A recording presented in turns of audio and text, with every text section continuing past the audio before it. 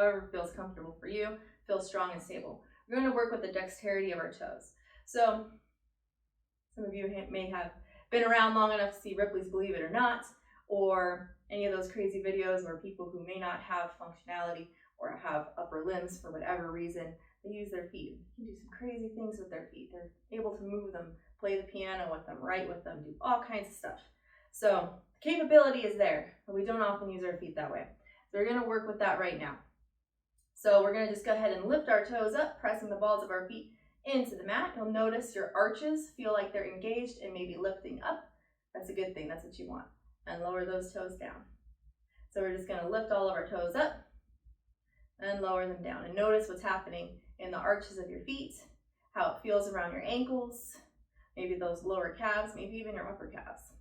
Maybe you even notice something going on in your quads, right above the knees here. So lift those toes one more time. You're going to spread them wide as you lower them down. So we're going to press all of our 4 smaller toes into the mat, into the floor or the mat, whatever you're on, and lift your big toes up. I realize I'm far away, so it might be hard to see. And then you lower that down. So lift those big toes up and lower. So this might be a lot of work on your feet. It's not something that you do very often. So rest assured, even if it's not happening, even if you're not seeing very much, that mind-body, mind-muscle connection, there's totally a word for it, putting your mind into those muscles. It creates a neural pathway that will one day allow you to actually see that movement. But even just thinking about it, the intention being there is creating that neural pathway, and rest assured that you are doing something.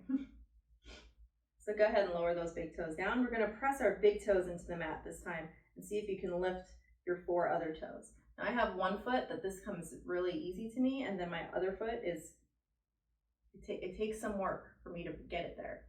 So you might be there.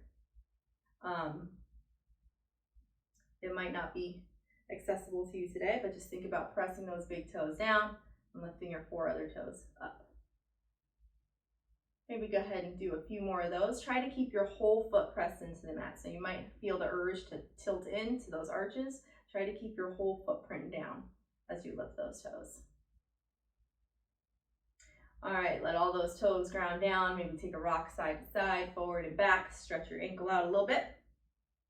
So we're going to lift and lower each toe individually, just like we're playing the keys of a piano. I'm going to start with all of my toes lifted up. I'm going to lower down at my pinky toe, work my way in to my big toe, and then lift them up once more. Pinky toe into the big toe. Lift them up. Pinky toe to big toe. And maybe one more. Pinky toe into the big toe, one at a time. So lift those toes up. Let's see if we can reverse this. I don't know if I can reverse it. So big toe comes down, and then lower those other 4 toes one at a time. So working from the center line out to the lateral part of our body. Ooh, maybe one more. Beautiful job, you guys. Go ahead and shake those out. Maybe get a few good point and flexes of the ankle. Might be feeling a little tight. Maybe circle around in one direction and in the opposite direction.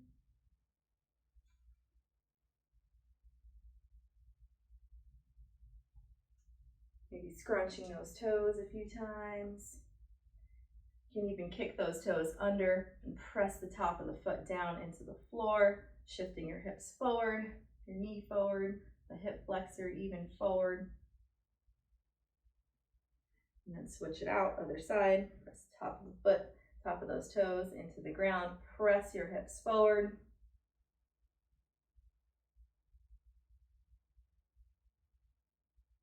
And lower it down. All right, so there you have it. Just a quick little 5-minute snippet of some things that you can do with your feet. Again, cannot underestimate how valuable paying attention to those little things is going to be when it comes to supporting the rest of your movement. So I hope you have a wonderful rest of your day. Thank you for joining me here today. And if you have any questions, feel free to reach out. always here to help support you in reaching your goals. All right, see you later, guys.